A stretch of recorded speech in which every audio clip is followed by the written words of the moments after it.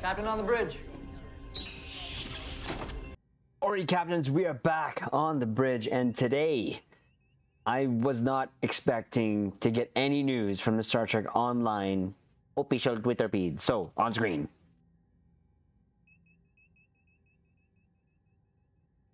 Yes, so the time of this recording, it is Saturday.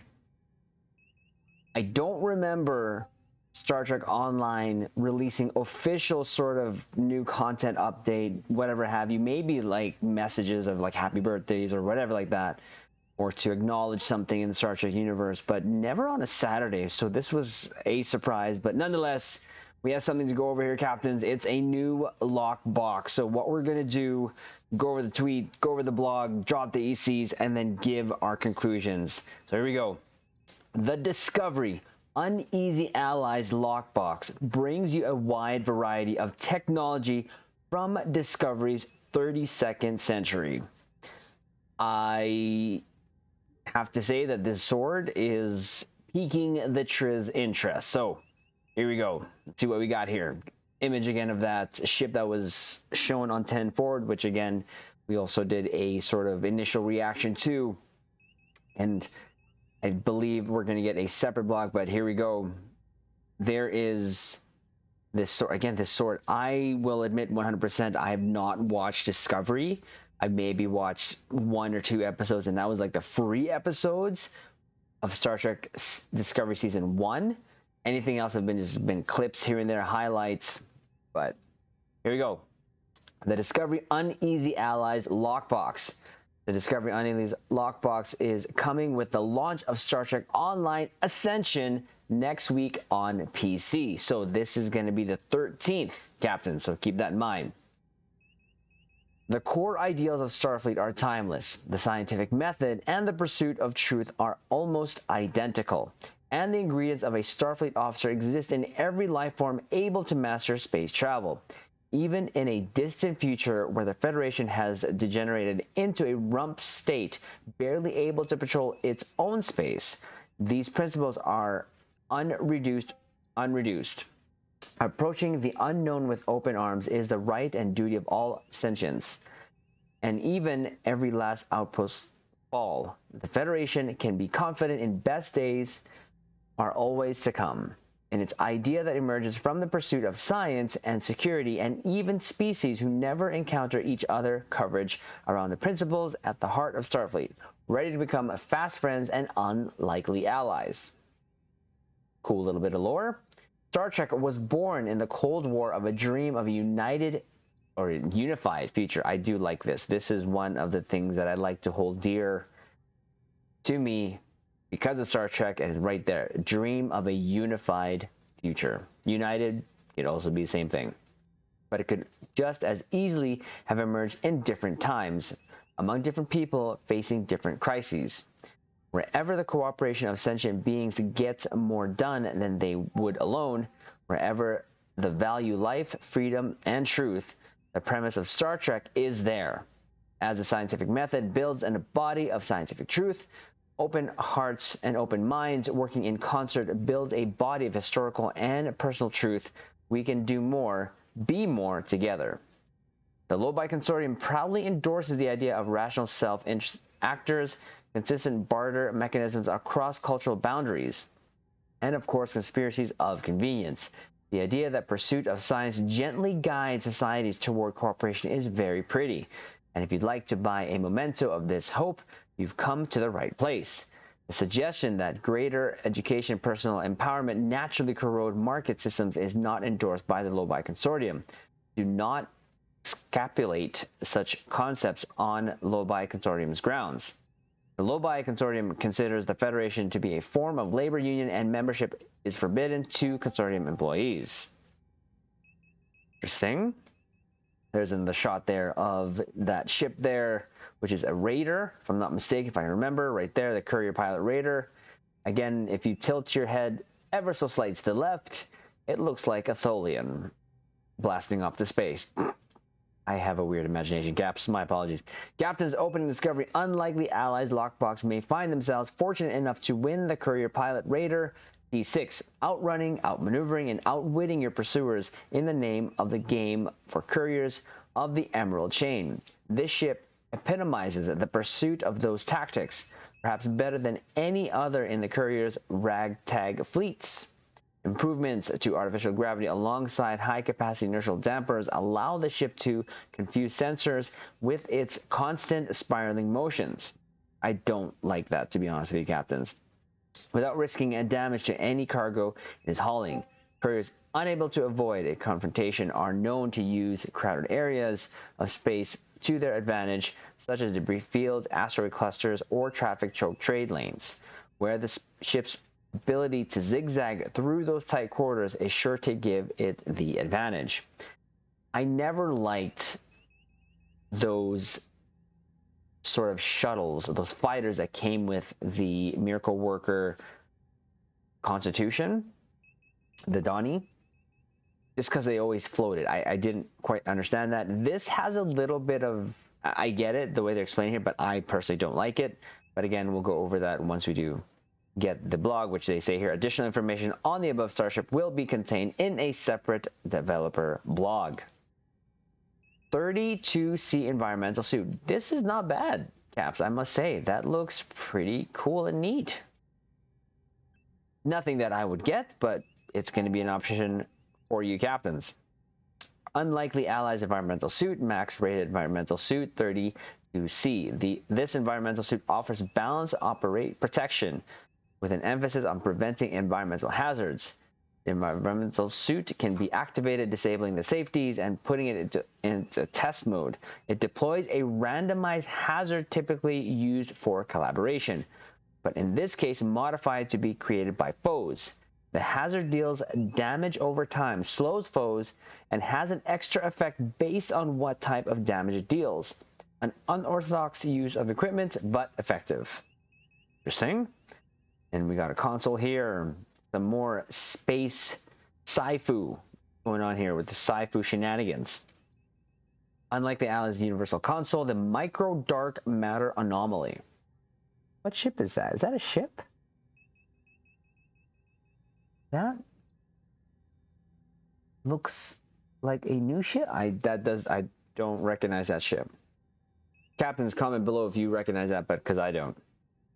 Disastrous natural forces often become useful tools when constrained in scope and handled safety, or regrettably, weapons. The Micro Dark Matter Anomaly Universal Console projects a Micro Dark Matter Anomaly toward the target. This anomaly will follow the target ship until in range, then seek other ships, repeating until all ships are trapped within it or the duration expires.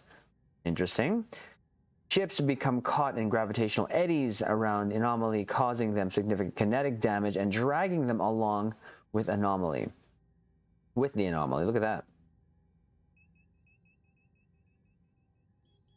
WIHT. The same. Trace amounts of boronite are siphoned from the area, providing power to ship subsystems while foes are within the anomaly. Lastly, the anomaly projector provides bonuses to max subsystem power, exotic particle generation, and hull repair rating. Can't say that'll be something I'll be going for, but it'll be there. Unlike the Allied Starship trait, Sentient Starship. While Starfleet does not attempt to engineer sentient machines, it strives to accommodate and treat well unusual forms of life it encounters. This extends to the occasional starship which achieves sentience. The Starship trait Sentient Starship brings a number of self-preservation and learning benefits to the vessel. Activates a hull heal when the hull is below 90% capacity, improves hull heals until you leave the current map, stacking up to 20 times. Activating a shield heal when a shield facing is below 90% capacity, improves shield heals until you leave the current map, stacking up to 10 times, and auto redistributes shield facings for several seconds. Interesting. Again, it's going to be there for you captains to experiment if that's something you would like. Not sure if that's something a tank would use, but of course testing and others who live in that world would have to let us know. Unlikely Allies weapons, Courier anti-proton ground weapons. That looks interesting. Looks like a vacuum. Just saying. The Discovery Unlikely Allies box also has new ground weapons inside the Courier weapon pack. Courier ground armaments have an unusual form factor and boost even more devastating critical hits than standard anti-proton weapons. This improved effectiveness lasts a moderate duration and activates rarely on attack on or when it exploits or exposed foe. Rarely, weapon packs contain the Courier Pilot Raider vanity shields, providing the aesthetics of the Courier Pilot Raider to ship that equips it in its vanity shield slot. And now we have bugs. Starship Troopers, anyone? Just me? Okay. Unlikely Allies kit module, Universal Kit Module, Blade Beetle Swarm. I almost said Beyblade. Comment below, captains, if you know what Beyblade is. Deploys a series of blade beetle, I almost said it again, mines, engineered life forms with a very short, volatile lifespans. They march toward the nearest foe, pausing occasionally to fire devastating saws that pierce through foes in a line. The saws deal kinetic damage and reduces foes' kinetic damage resistance rating.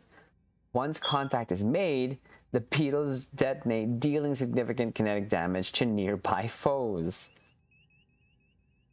That's interesting. We may have to mess with this, captains. We may have to mess with this just for the sake of messing with it. Okay, here we go. Look at that. That's a cool looking sword. Unlike the Allies duty officers, new relationships and contacts offer the possibility of new strengths to captains willing to trust unlikely allies. One of these provides unique bonuses on ground active duty, the other two on space active duty. So, Sister of Kawat Milat. Milat? When your cause is hopeless, he may pledge herself to cause and provide aid, taunting foes, reviving downed bridge officers, and damaging enemies. Foreign specialist. Foes at times they trust their technology more than they should. Using an engineering bridge officer ability targeted on a foe has a chance to remove a buff from that foe. Meddlesome politician. A heartfelt plea can sometimes inspire hesitation in enemy vessels. Using a science bridge officer ability targeted on a foe reduces incoming hulls to that foe. And the next few times the vessel receives hull healing, your ship's hull is also healed. Okay. 6 new captain's traits are also available within the Unlikely Allies lockbox. They're universal and available to all species.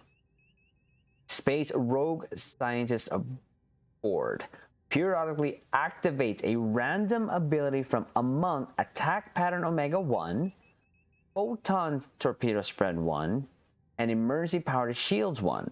Note that this is not the firing mode, this is the attack itself, even if the ship doesn't have a photon torpedoes equipped. Nani? Ooh, that might be something to mess with.